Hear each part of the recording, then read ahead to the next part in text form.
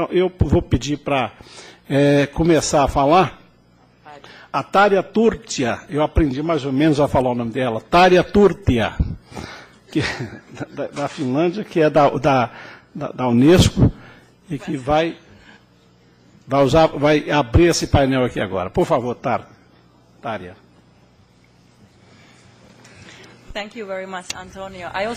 Muito obrigado, Antônio. Eu também tenho uma apresentação de PowerPoint e espero ter algum auxílio aqui, né, para que eu possa apresentar os meus slides. Bom, primeiramente, eu gostaria de agradecer...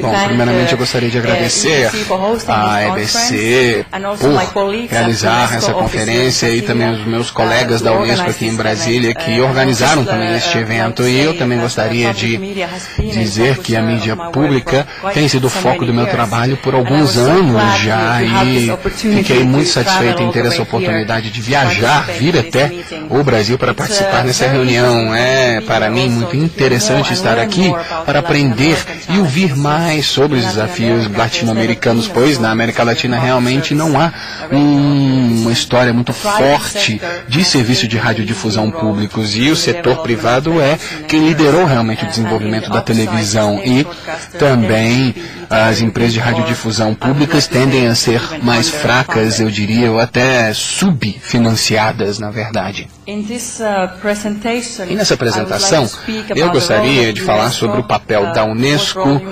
e o papel que a Unesco realiza na radiodifusão de serviços públicos, como, por exemplo, manter a independência editorial, que é muito importante, enquanto navegando os desafios políticos e econômicos de uma empresa como essa. Eu acho que meus slides vão chegar, né? Estão quase aqui, né? Mas de qualquer forma, a Unesco tem se envolvido muito no trabalho de serviços de radiodifusão públicos, bastante global. Algumas semanas atrás tivemos uma conferência em Paris sobre a radiodifusão pública em países árabes e estamos nesse momento oferecendo plataformas e acessos para países do Oriente Médio, por exemplo, como se fosse um trampolim para esses grandes veículos de mídia. Agora eu vou para o meu segundo slide, na verdade. Nesse slide eu gostaria de mostrar para vocês aqui a capa da publicação que nós estávamos para lançar hoje de manhã, que é, na verdade, um estudo comparativo do Toby Mendel sobre esses serviços públicos de radiodifusão. Infelizmente o Toby não pôde estar aqui devido a alguns problemas, né, que ele enfrentou na sua viagem, mas estará aqui amanhã de manhã, então vocês terão um maior detalhamento dele e, na verdade, esse documento aborda vários países e as suas experiências. E eu tenho também discutido aqui com a representação da Unesco em Brasília, nós teremos essa publicação, será traduzida para o português em algum momento e essa publicação também está online. Se vocês entrarem no site da Unesco, que é www.unesco.org, você clica ali no setor de comunicação e informação, vocês poderão visualizar a publicação em inglês. E assim que tivermos isso em português, vocês também terão o PDF em português. Então, como uma agência da ONU, o mandato da Unesco no campo da radiodifusão de serviços públicos é de promover ações abrangentes que focam, por exemplo, no papel desse tipo de serviço, pois esse serviço público de radiodifusão é realmente parte dos elementos centrais do mandato da Unesco de promover o fluxo livre de imagens e ideias. Mas o que isso realmente quer dizer? Bom, a Unesco fornece serviços de assessoria para o estabelecimento de padrões internacionalmente reconhecidos para a radiodifusão e também oferecemos auxílio em casos que possam envolver a transformação da mídia de Estado para que possa se tornar, então, num serviço de radiodifusão de editorial independente. Nesse momento, temos relativamente poucos países que criaram entidades de radiodifusão públicas ou transferiram, por exemplo, os serviços de rádio e televisão público com base no modelo público.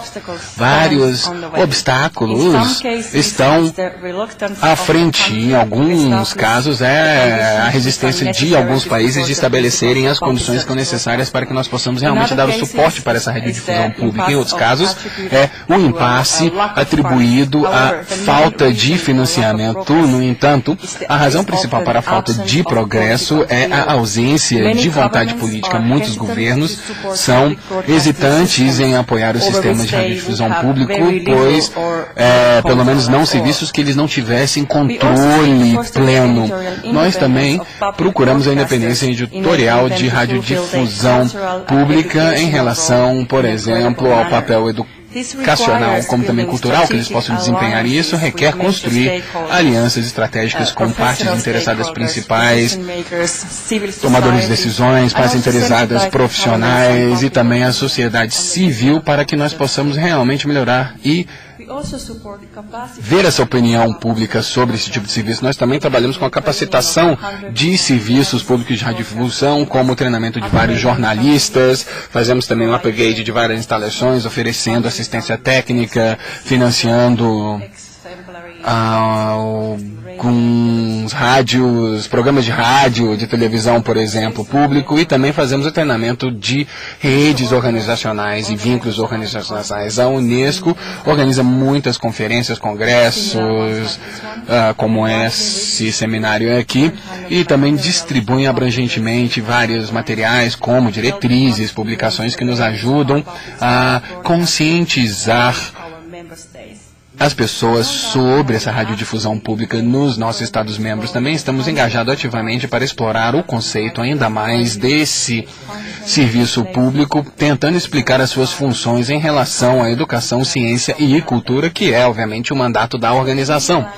E, bom, dentro dessa paisagem midiática hoje, nós conseguimos ver o Estado público que foi, por exemplo, desenvolvido no começo do rádio e foram transferidos para a era da televisão. Em geral, o modelo comercial é o que tem se tornado mais dominante, mas o modelo estadual, ou de Estado, realmente tem perdido tempo. E, bom, nós estamos tendo realmente um aumento da concorrência e eu acho que todos podemos concordar que nenhum outro sistema de radiodifusão pode garantir a diversidade, pluralidade e independência, por exemplo, da forma que a radiodifusão pública pode fazer, mas precisamos então perguntar a nós mesmos quais elementos precisam estar presentes nessa radiodifusão pública para que isso se torne verdade. Bom, as agências governantes e a estrutura da radiodifusão pública precisa ser independente e autônoma de interesses comerciais e governamentais. Segundo, a radiodifusão pública precisa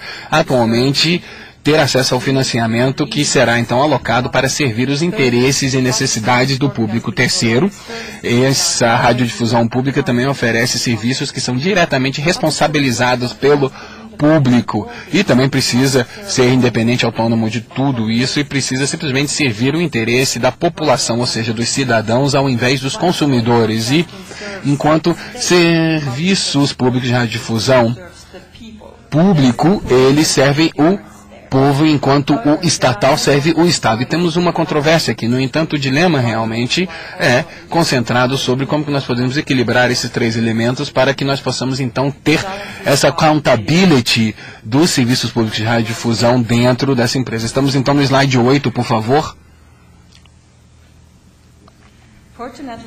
Felizmente, temos vários recursos para realmente procurar essas diretrizes. Por exemplo, nós temos as leis modelos, são muito interessantes, pois são um modelo, né? Nada mais, nada menos. Eu não posso e não pode ser utilizado, por exemplo, sem considerar o sistema jurídico do local, ou então tradições, como também os tamanhos geográficos de um país, ou a possível divisão regional desse país, como a composição religiosa, étnica da sua população, o nível de desenvolvimento, educação, situação econômica, como também as realidades sociais, etc. Claro, uma lei de radiodifusão pública, ela poderia ser adicionada a uma legislação de um país como uma lei isolada, e parte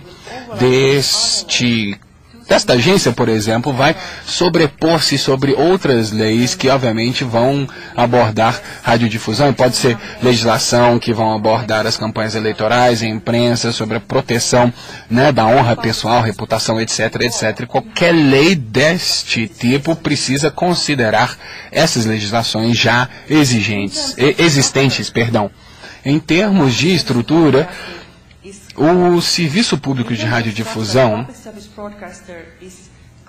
ou a empresa de radiodifusão, ela é governada por um conselho administrativo, um conselho administrativo que será nomeado pelo parlamento, pelo governo, num processo transparente que permite a participação pública, e esse órgão supervisor tem uma responsabilidade para a determinação e definição de políticas internas para, obviamente, assegurar que as políticas são cumpridas. No entanto, o órgão supervisor não deveria ter nenhum poder prévio desse radiodifusão para a programação, por exemplo, e então o gerente, o diretor, presidente deve, obviamente, ser responsável por tudo isso, e realmente essa gestão diária e também a decisão que é tomada editorial é tomada por um órgão executivo que é composto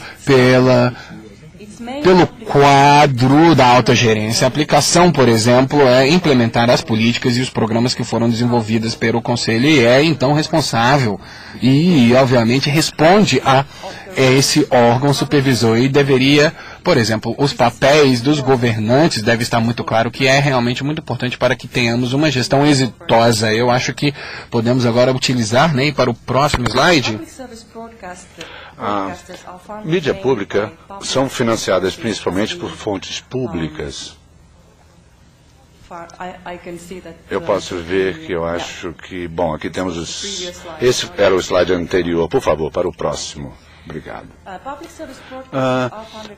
As empresas de radiodifusão pública são financiadas por fontes públicas principalmente, como já discutimos hoje pela manhã. Os governos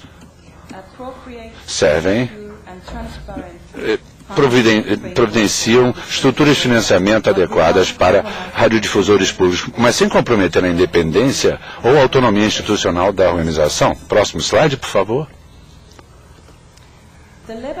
O nível da taxa de licença só deve ser estabelecido após consultas com a própria radiodifusora.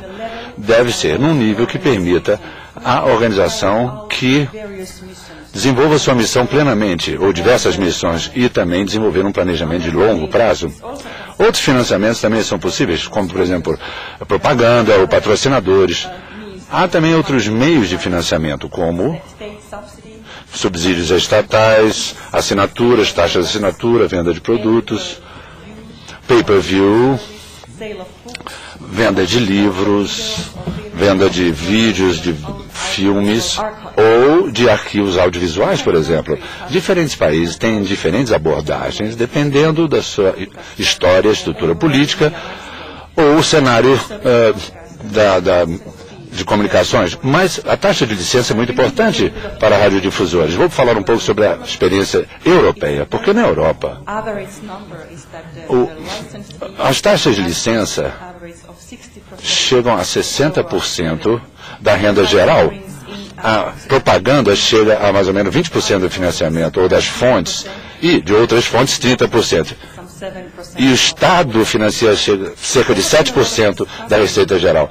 Há muitas discussões ocorrendo na Europa sobre o financiamento de mídia pública. Pode-se dizer que o financiamento tem passado por uma certa crise.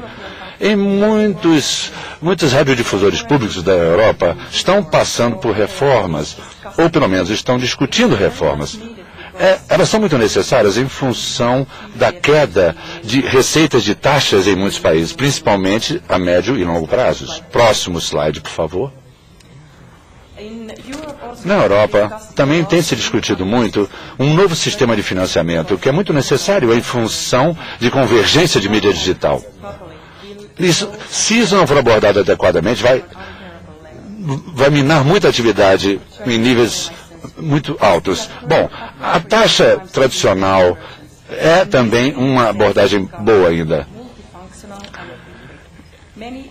Muitos especialistas afirmam que, no longo prazo, uma taxa de licença relacionada a dispositivos deve ser uma taxa de mídia independente, que deve ser paga por cada domicílio individual. Na Europa, pelo menos na Alemanha,